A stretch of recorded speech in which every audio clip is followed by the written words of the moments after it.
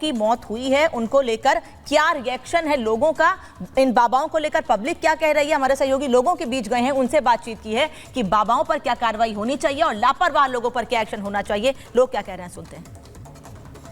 Police प्रशासन को जवाब देना चाहिए, किसके कहने से खोला था। दूसरी ये सबरी में तो दुर्घटनाएं हुई है, बड़े बड़े वाहन उस जगह पर लगा दिए गए। पुलिस प्रशासन की गलती की वजह से ये सब हुआ है। पुलिस प्रशासन सिकंदर राव वाले को ये जवाब देना चाहिए। पुलिस प्रशासन की वजह से रोड पे घटना हुई है। पुलिस प्रशासन ने जो है मुस्तैदी से अपना काम नहीं किया है और उसकी वजह से पुलिस प्रशासन अभी इसी टाइम में, योगी जी अगर मेरी बात सुने हो, तुरंत पूरे स्टाफ को सस्पेंड किया जाए, नहीं हम लोग रोड पर उतर के सस्पेंड करेंगे। तो यही बात यहाँ पर हो रही है। जो मेरे साथ मेहमान स्टूडियो में हैं, जो बाहर मेहमान हैं, वो भी यही कह रहे हैं इस वक्त, जो इस वक्त वीडियो सामने आए हैं कल से आज तक, उनको देखकर रूह कांप रही है। किसी भी जगह पर किसी के साथ ऐसा हादसा ना हो, हम यही दुआ करते हैं। नाहिद लारी खान कुछ कह रही हैं? हाँ, अनामिका जी मेरी आवाज आ रही है आपको? बिल्कुल आ रही है मैम, साफ आ रही है। अच्छा देखिए, मैं ये कह रही हूँ कि अभी आप कह रही है कि योगी जी आए तो उसकी जो है सराहना करनी चाहिए। किस बात की सराहना करें? अभी आपके चैनल पर ही एक व्यक्ति बता रहे थे कि किस प्रकार से एक बच्ची को घायल थी, वो स्वास्थ्य व्यवस्था चरमरा चुकी है, वो लेकर गए अस्पताल, उसको स्वास्थ्य सेवा नहीं मिली, मेडिकल एड नहीं मिली बच्ची को और वो मर गई। तो ये अभी खुद आपके चैनल में बता, क्या इस बात को सराहे योगी जी को?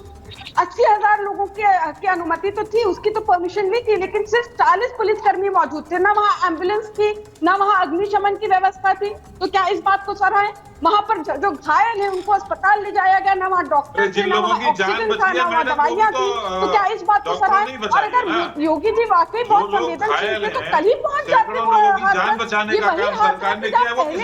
देखिए इस तरह से डिबेट मैं नहीं कर सकती, मैं किसी को नहीं राजेश जी रुकिएगा, राजेश जी रुकिए। नाहिद जी, बीजेपी के नेता ये कह रहे हैं, सुनिए नाहिद जी, नाहिद लारी खान, राजेश जी रुकिए।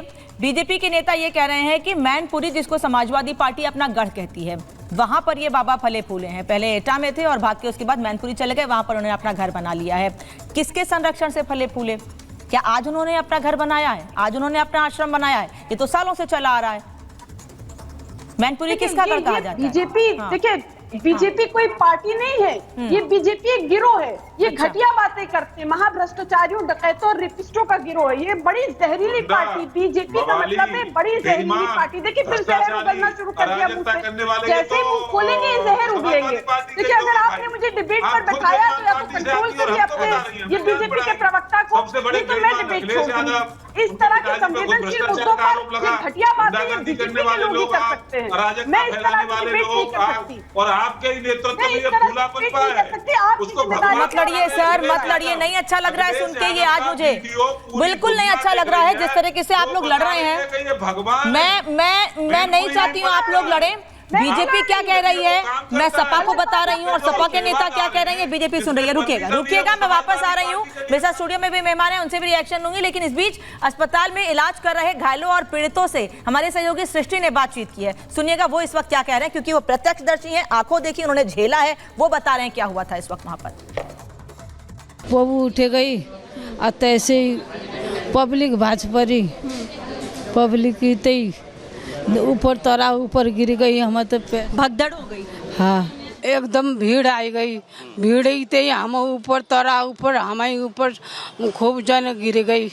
आप भी उस सत्संग में थी? हाँ। आपके ऊपर भीड़ गिरी आप कह रही हैं? कितने लोग आए थे आप लोग? हमारे संग तो 3 जने एकदम नीचे गिर गई, तो ये ऊपर तई और ऊपर तई आदमी सब गिर गई। भगदड़ वो सत्संग समाप्त होने के समय भगदड़ वो घर पे जाने के लिए कह रहे थे चलो चलो, फिर और नीचे गड्ढा था और वो पानी था, वो उसके भगदड़ के वो दौड़ धक्का बच्ची में वो लोग आ गए थे।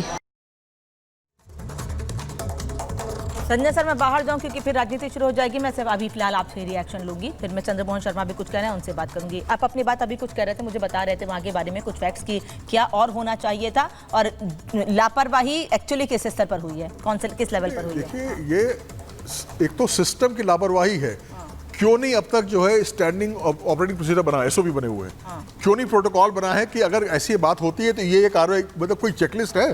कोई चेकलिस्ट नहीं है। तो जब तक इस प्रकार से व्यवस्था पूरी चेंज नहीं होगी और एक सिंगल पॉइंट, अब तो जहां पुलिस कमिश्नर बन गया जहां पे, वहां पे सिंगल पॉइंट हो गया है कि कमिश्नर की जिम्मेदारी है, लेकिन बाकी जगह भी अगर एसडीएम की जिम्मेदारी है, सीओ की जिम्मेदारी है, तो ऐसे जिम्मेदारी बढ़ती है तो फिर जो है किसी पे कार्रवाई नहीं होती है।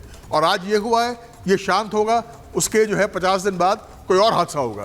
तो जब तक कि एक व्यवस्था ऐसी हो कि single point of decision making हो, उसकी जिम्मेदारी हो, अकाउंटेबिलिटी हो और कार्रवाई हो, तभी पूरा, और एसओपीज हो, तभी ठीक हो पाएगा। मोहन शर्मा जल्दी से अपनी बात। मेरा बड़ा गंभीर सवाल आज उत्तर प्रदेश के चीफ मिनिस्टर से कि जो 140 से ज्यादा महिलाएं मरी हैं, उनके लिए क्या बिल्डोजर काम करेगा? उस अपने आप को भगवान कहने वाले महाराज के लिए अगर बीजेपी की नीति साफ है तो आज बिल्डोजर काम करे और देश तो फिर आप इसको धर्म में बांट रहे हैं। बिल्कुल नहीं, ये धर्म नहीं है।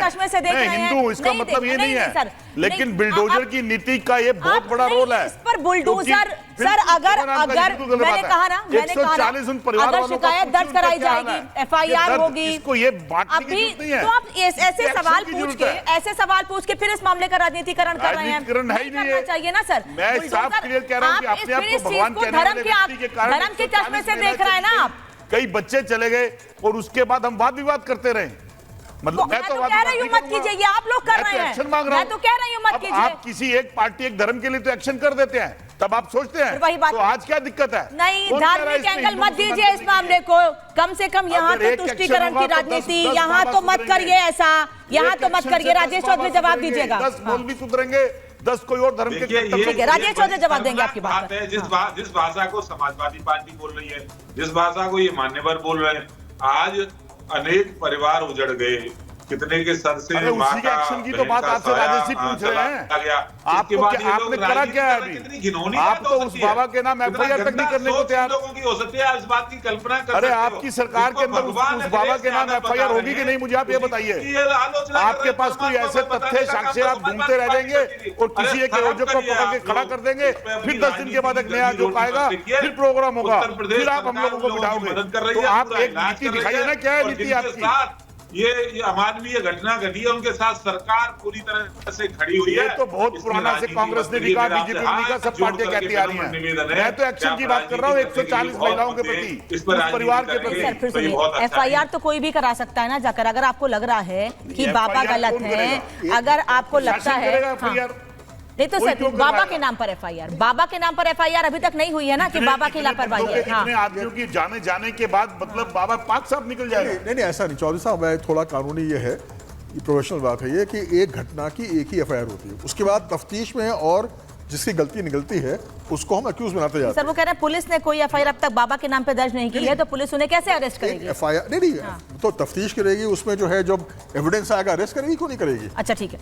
नाहिद लारी खान, बिना राजनीतिकरण किए, बिना आरोप लगाए मुझे बता दीजिए कि जो कनेक्शन जोड़ने की कोशिश भारतीय जनता पार्टी कर रही है वो कितना सही है, और जिस संरक्षण और जिस गढ़ की बात भारतीय जनता पार्टी कह रही है, क्या उस स्तर पर कोई कार्रवाई या फिर आप लोगों की ओर से कोई मांग सरकार से की जाएगी?